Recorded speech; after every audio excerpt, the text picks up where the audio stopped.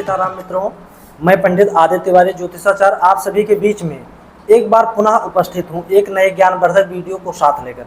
देखिए, आज का हमारा विषय है कि राहु काल में हम क्या कार्य ना करें, क्योंकि यदि राहु काल में हम कोई कार्य करते हैं तो उसमें हमको असफलता ही मिलेगी। हम अच्छे के लिए करेंगे, वो चीज़ हमारे साथ में अपोजिट होता जाएगा, बुरा होता जाएगा।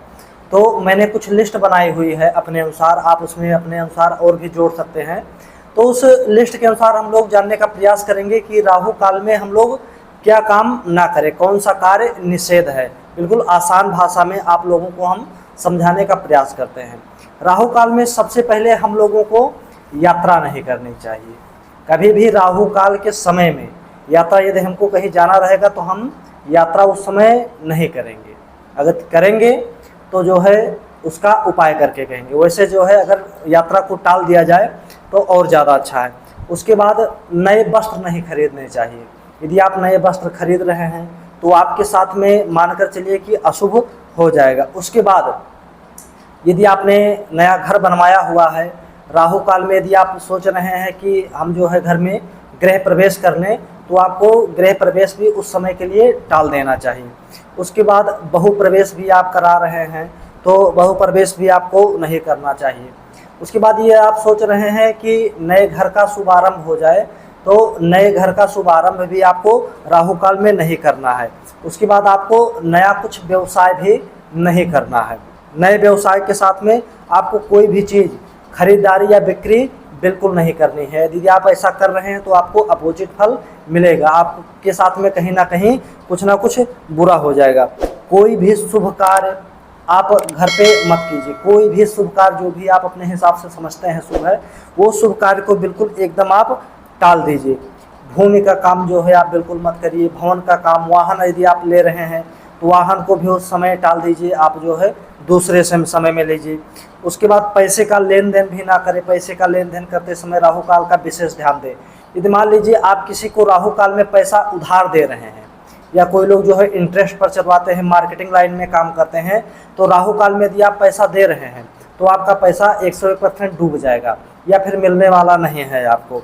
उसके बाद 16 संस्कार में से आपको कोई भी कार्य नहीं करते हैं। 16 संस्कार में से हो गया गर्भाधान हो गया, पुष्पवन हो गया, सीमंतोनयन हो गया, जात कर्म हो गया, चूराकरण हो गया, निष्कर्मण हो गया, अन्नप्राशन हो गया, चूराकर्म हो गया, विद्या आरंभ हो गया, कर्णवेद हो गया यानी कि कान और नाक को छेदने का कार्य हो गया, यज्ञोपवीत आपको नहीं करवाना है, वेद आरंभ आपको नहीं करना है।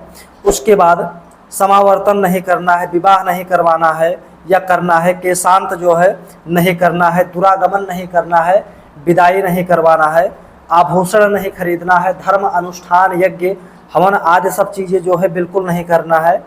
घर यदि आप बनवा चुके हैं उसका छत लगवाना चाहते हैं, ये भी काम बिल्कुल आप रोक दीजिए।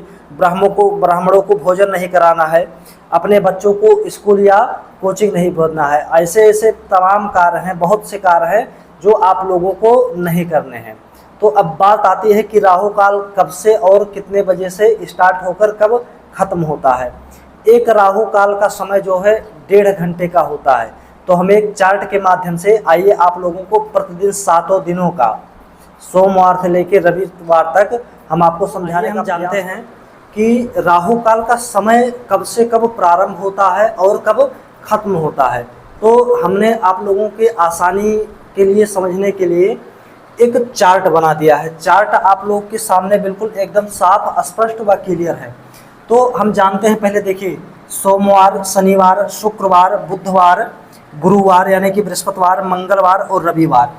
ये जो मैंने दिन का कर्म है ये मैंने सीरियल वाइज से नहीं लिखा है, क्योंकि इस चीज़ को मैं अगर सीरियल से लिखता तो आपका टाइमिंग जो है बिल्कुल बदल जाता। तो आप लोगों के और आसानी, इस चीज़ को आसान करने के लिए मैं आप लोगों के सामने एक बिल्कुल सिंपल, बहुत साधारण चार्ट बना के रखा हुआ हूँ।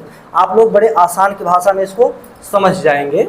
तो आइए जानते हैं कि सोमवार के दिन सुबह 7:30 से और सुबह 9 बजे तक राहु काल रहता है। ये आपको सोमवार का दिन मैंने बता दिया है कि सोमवार के दिन सुबह 7:30 से सुबह जो है यानी कि 1.5 घंटे मैंने बताया ही था, तो 1.5 घंटे तक यानी कि 9 बजे तक राहु काल रहता है। उसके बाद शनिवार के दिन आ जाते हैं, सोमवार के बाद फिर शनिवार को आना है। आप इसको स्क्रीनशॉट करके भी अपने पास रख सकते हैं समझने के लिए, जब भी आपको समझने की आवश्यकता हो। शनिवार के दिन आपको जो है सुबह 9 बजे से 10:30 तक राहु काल रहने वाला है।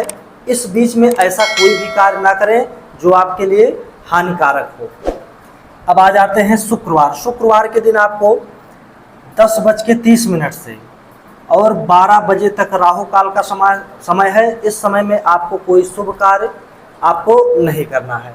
उसके बाद बुधवार पर आ जाते हैं। बुधवार के दिन 12 बजे से 1:30 PM तक जो है राहु काल रहेगा, तो इस बीच में भी आपको कोई कार्य नहीं करना है। उसके बाद सीधे हम गुरुवार पर आते हैं। गुरुवार के दिन आपको दोपहर में 1:30 से और 3 बजे तक ये राहु काल रहने वाला है। उसके बाद आ जाते हैं मंगलवार को। मंगलवार पे 3 बजे से 4:30 यानी कि पूरे 1.5 घंटे का समय जो है 3 बजे से 4:30 बजे तक राहु काल का समय रहने वाला है।